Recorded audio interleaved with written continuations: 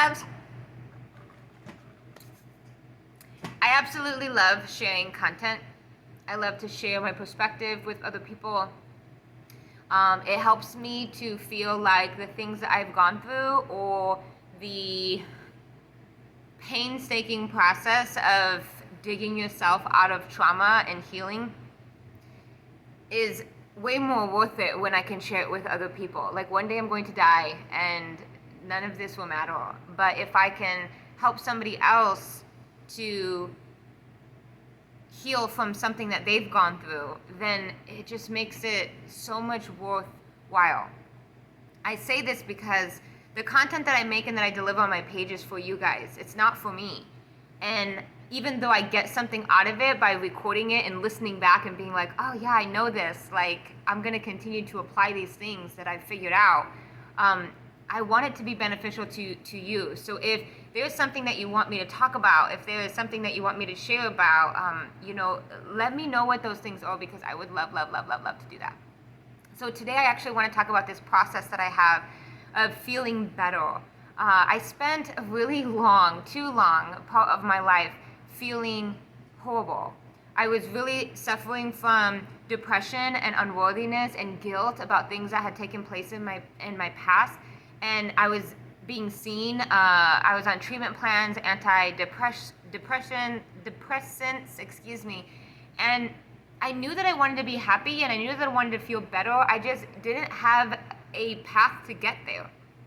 So I started to look into a lot of these different things, and I started to read and to listen to other people's perspectives on things that they had done, and I was able to find this process that works so well with me. And I think one of the reasons why it works so good for me is because I'm a very in-tuned person to my emotions.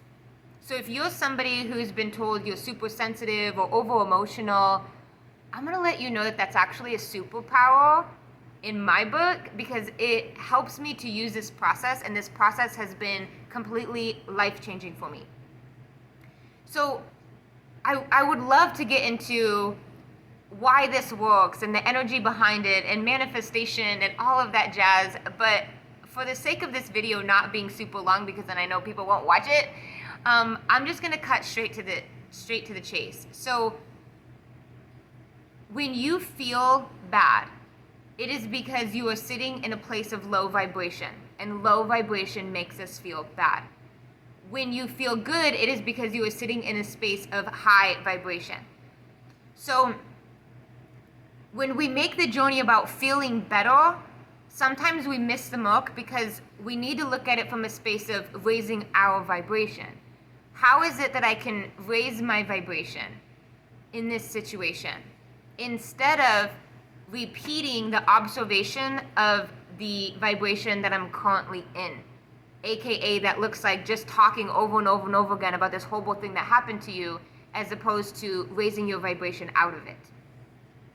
So I'm going to put this list with this video, but this is a list of our vibrations from highest vibration to lowest vibration, expressed through emotions.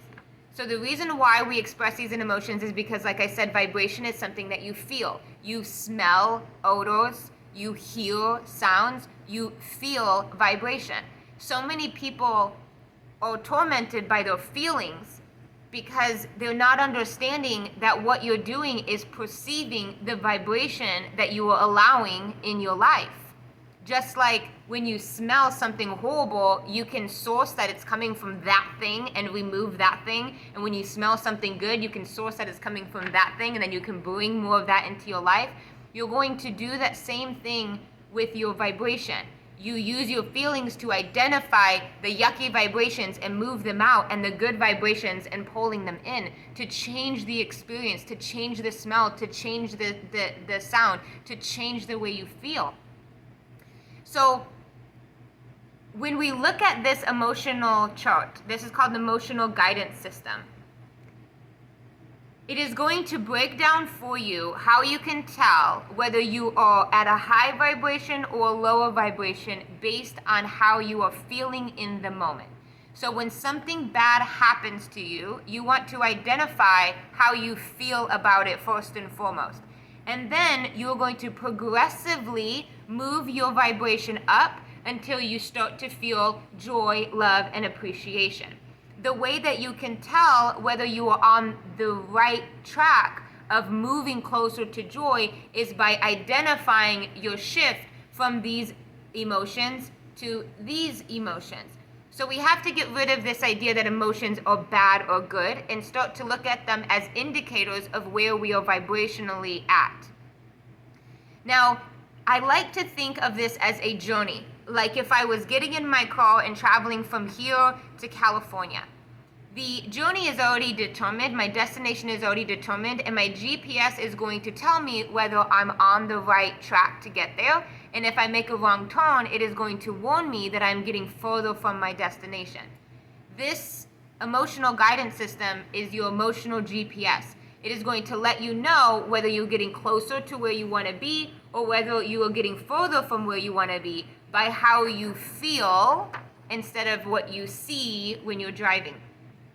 So when I was 15 years old, I had this huge traumatic thing happen to me that completely disheveled my life for what felt like fucking forever. And it took me years to figure out how to get to a space of joy around it. And I want to show you guys this process because even though this process took me years to figure out and I can look back and see myself through this process, now it's gotten to the point where because I've practiced this process, it can happen so quickly. I had something happen to me the other day that dropped my vibration, and very quickly I was able to get back to a good feeling space about the situation.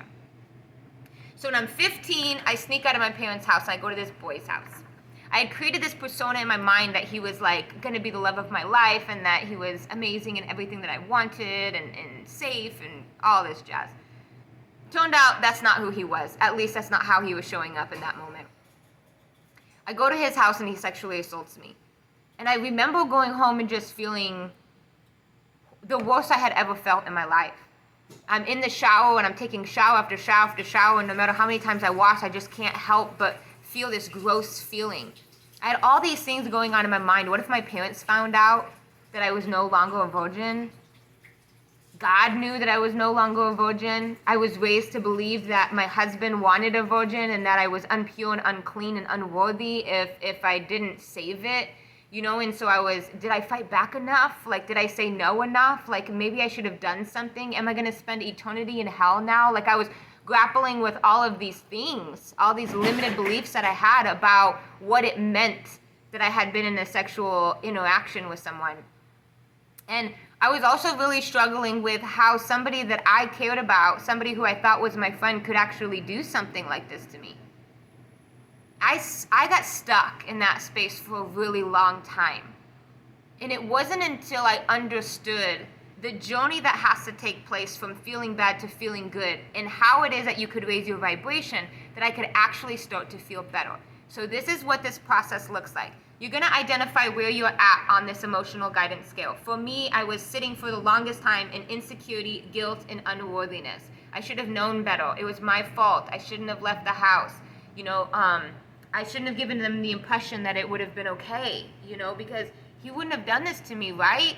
If he knew that it was going to hurt me, why would he do that to me? He's supposed to be my friend, And so what you do is after you sit for that emotion for a second, you look for an emotion just a little bit higher and ask yourself, could I comfortably not meaning it's comfortable to sit there, comfortably meaning like you could actually really get into that emotion. You're not trying to fake the emotion.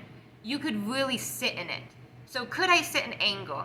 This was rather difficult for me. Anger was something that I was very scared of, and in fact, this was most likely why I sat in this space for so long. Because as I set out on the journey to get from unworthiness to joy, I had to travel through anger. And since anger was so scary for me, I would retreat back into my own depression, which kept me from getting to where I wanted to go. If your GPS was taking you from here to California and you would randomly get to a certain neighborhood that you didn't like and you would turn around, you're never actually going to get into your destination. You have to be willing to travel through those parts in order to get to where you want to go. Eventually, I was comfortable with being angry with him. What would this look like? How would I really get into anger? It would sound like he was wrong for what he did. He purposely took advantage of me after manipulating me into trusting him. He was supposed to be my friend. This is his fault. He was wrong for what he did. He should have never touched me the way that he touched me. Now, as I'm sitting inside of this angle, you will notice that anger feels better than unworthiness. And that is how you know that you are moving in the right direction, is you will feel better. But anger is still a low vibration, and anger still does not feel good. So even though I felt better, I knew that I still wasn't feeling good. So then what you do is you look for an emotion just a little bit higher and ask, could I sit myself there? I could sit myself in worry. I worry that I'm not going to be wanted now. I worry that this is going to impact my future relationships. I worry that a husband won't want me. I worry that I'm going to go to hell. I worry that my parents are going to find out. So after I'm sitting in worry, could I pick an emotion just a little bit higher? Well, what about disappointment? I'm disappointed. I'm disappointed that he wasn't who I thought he was. I'm disappointed that this idea that I created in my mind that we were going to fall in love and be high school sweethearts and that it was going to be perfect is not actually a reality. I'm disappointed that my first sexual experience wasn't what I wanted it to be. It wasn't beautiful. It wasn't passionate. It wasn't safe. It wasn't fun. It was anything but those things. I was disappointed. So after sitting in disappointment, which felt better than worry, which felt better than anger, which felt better than insecurity and guilt, I could reach for another one.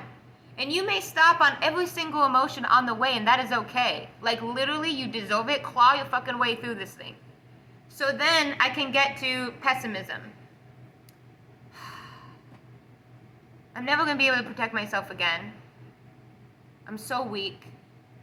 This isn't going to work out. I'm probably never going to find somebody who wants to date me. People are going to think bad things about me. They're going to judge me. And as I'm thinking about this pessimism, which feels better than disappointment, I can honor that I'm taking these steps and getting closer to joy. And this is one of the reasons why I love that this is broken out the way that it is because oftentimes we only either feel bad or feel good. And because the journey to feeling better makes us sit in these not good feelings for so long, sometimes we can get defeated and feel like it's never going to change or I'm never going to feel better about this topic. But you actually are. Honor every emotion that you sit in and make sure to give yourself credit for the fact that you are progressing forward. And take notice if you start to drop again, because that happened. It wasn't like a straight journey. It was like a ding, ding, ding, ding, ding, ding, ding, ding, ding, ding, ding, ding, ding, ding, ding, ding, right? And that's totally okay. But awareness is going to help you get clarity on whether you're getting closer to your destination or further away. So let's try hopeful. Well, I know other women who were not virgins when they got married, and they seem to have happy marriages. I've heard men say that it's not that big of a deal. I've heard inspiring women share their stories, and they've gone through similar things, and they're thriving, and in fact, are helping other people. If they could do that, maybe I could do that too. And as I start to sit in this hopefulness and this optimism, I can move even further up. Everything that has happened to me has happened for me. I'm a much more compassionate and empathetic person because I went through this. Going through this situation forced me to find my voice. Not only can I stand up and say, no, you will not treat me this way, and I have a voice to create boundaries, I also have a voice to inspire and to share with other people, to let them know that just because we've experienced something like this doesn't mean that we are any less valuable. In fact, we can use it to our benefit. How would I help somebody out of depression if I've never felt depression before? How would I understand somebody experiencing unworthiness if I had never experienced unworthiness before? And because I've experienced these things, I can relate more to the people who I feel called to help.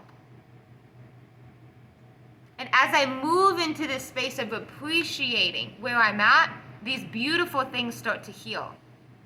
Now, I want to point out one more thing before I end this video. And that is that vibration attracts like vibration. I attracted him into my life. Now that's going to sting the certain parts of us that go, wait, it was my fault? I didn't ask to be raped. And that's not what I'm saying. His actions and his decisions were his own, and my actions and decisions were my own, but our vibrations were the same. Years later, after this had happened, I found out that he was gay, that he was not into women. And at first I was angry. You did this to me and you didn't even want it. But I realized over time, his dad was super homophobic, which I knew. But I realized over time that he was trying his hardest to validate his worth to his father and his friends. He was running away from who he was authentically and genuinely and trying to win the acceptance of other people. And wasn't I vibrating at that same position? I was not being genuine and authentic to who I was. I wouldn't sneak out of my parents' house. Are you kidding me? I was goody two-shoe. But here I was doing something that was out of character for me because I wanted his acceptance so bad. I wanted him to validate me. I wanted him to think that I was wife material and the love of his life and beautiful and worth respect. And so because the details look different but the vibrations were the same, we attracted each other into each other's lives. Now, I can fret all day about what happened in my past, or I could understand that my vibration led me there, which means my vibration is the one thing that controls what I'm going to allow inside my future. And if I allow myself to sit in these low vibrations, I need to expect that I will attract low vibrational people and situations into my life. But if I do the work to raise my vibration and offer a good vibration out to the universe will respond with like vibrations that are going to perpetuate that offering. If I offer love, I will receive love. If I offer joy, I will receive joy. And this has rung so true to me over the years, to the point where I am so passionate about getting this out to other people so that other people can experience the type of freedom that I've experienced from letting go of those low vibrational thoughts and feelings and elevating and uplifting myself into a space that feels amazing. And this is exactly why I call it up level. It is about up leveling your emotions and your mindset regardless of what situations you may have found yourself in. So I hope this has been helpful. Absolutely love you guys. Thank you guys for allowing me to share. And like I said, please, if there's something that you guys want to talk about, I would love the opportunity to talk about it. Have an amazing Thursday.